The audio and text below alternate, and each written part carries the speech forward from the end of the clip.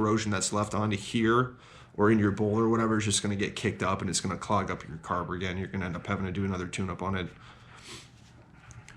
So this is kind of the easiest way I found to do them. You don't always have to take everything off.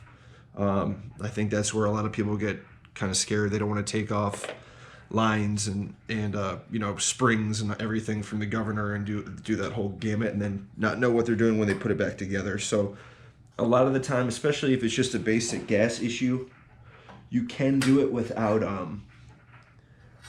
taking off everything, with just taking off the bottom carb bowl. But we're gonna find out here in a minute. Again, I'm just spraying it through one more time. I see a little bit of yellow still in the carb itself. Okay, where's my needle?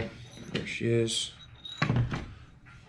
Okay, so when putting this back, you gotta be careful here. When putting the needle back, whoops, I almost forgot. We're also gonna clean this needle tip here. A little spray on a rag and just gently massage the needle and you'll get all the gunk off of there. Just like that. Cool. All right, so putting this back, I don't think there's a wrong way to put it back. This obviously slides onto the float like that. Whoops. And then you drop it on the floor, but don't worry, you put a rag down so it catches right on the rag. Make sure it's clean. So same thing. You're gonna go right there like that.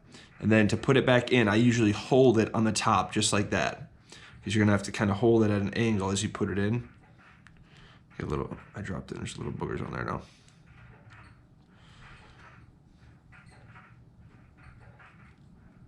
Okay, so hold it just like this.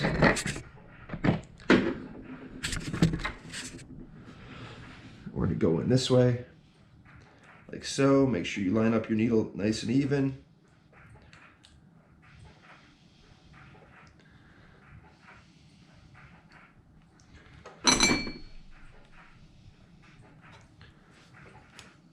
Nope, she didn't want to go that way.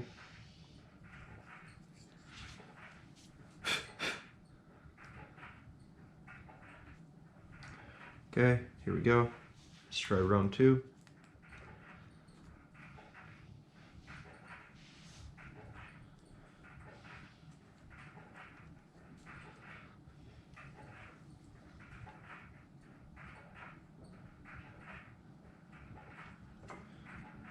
Come on. Come on. There we go. All right, she's in.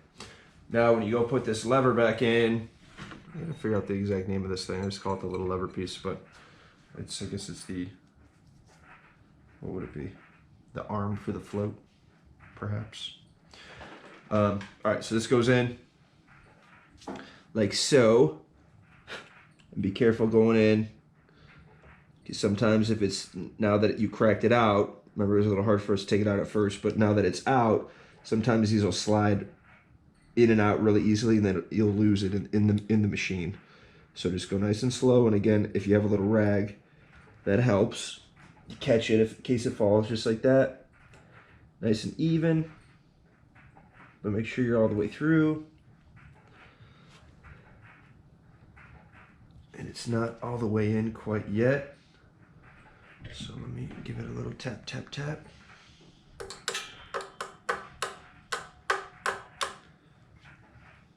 Okay, good. So that's in.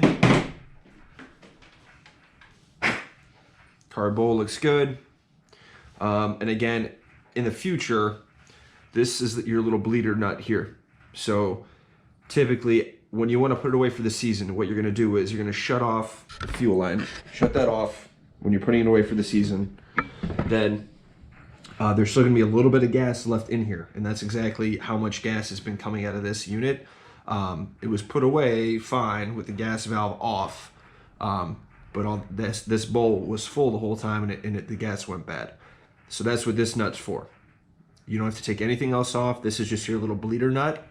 You just loosen it up. Careful, it does have a gasket on there. Loosen it up, until it drips all the excess gas out of there. Once it stops leaking, you put it back on. All right, so before I forget, whoops, almost forgot. We almost forgot our main jet. Our main jet that goes in the side. So this is gonna go right back here on the side. Start it up a little bit here.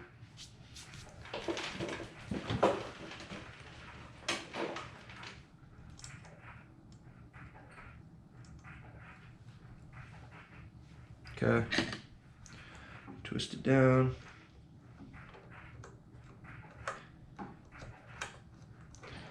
With this, you just go until it stops. So you don't gotta tighten it like crazy. It's just a little brass piece, so you can break it and shear it off. You're just gonna go till it stops, just nice and firm, so it's snug. Okay, one more look at it before I put this on. It looks fine. We may have to bleed some excess gas out if there's a little bit of yucky gas left in the fuel line here. I may still have to bleed it out, but we're gonna see how it runs here in a minute. So this was in face this way. Just make sure it sits flat and your gasket is still in here. There's a gasket all the way around here. Make sure that's still in. If you have to replace it, Amazon has all the parts and they get it to you pretty quick. If you lose any of the pieces with it, you'll probably end up having to buy the whole carb. So you will have to swap the whole carb out. I don't think they sell individual pieces for these, especially on Amazon. But they are pretty cheap, so 15, 16 bucks. Usually you can get yourself a new carb. Okay, nice and snug. Again, don't over tighten that. You'll crack the main jet of the carb. And let's see what we got. Here we go. Here we go, here we go.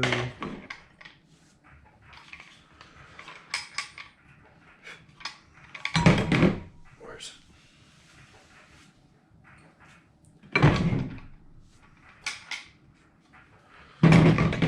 now we need to cover, if I can find out where I put it. Oh, I flipped it down here, duh.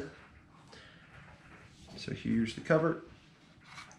It's gonna flip back on here. Line up your bolts in your nuts. Line up your nuts, fella. So it's gonna go back on there, like so.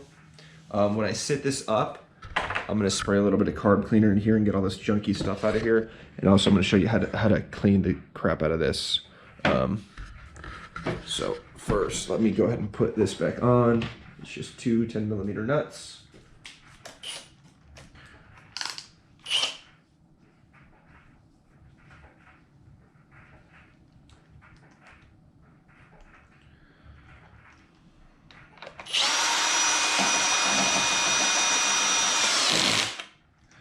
A 1 and a 2.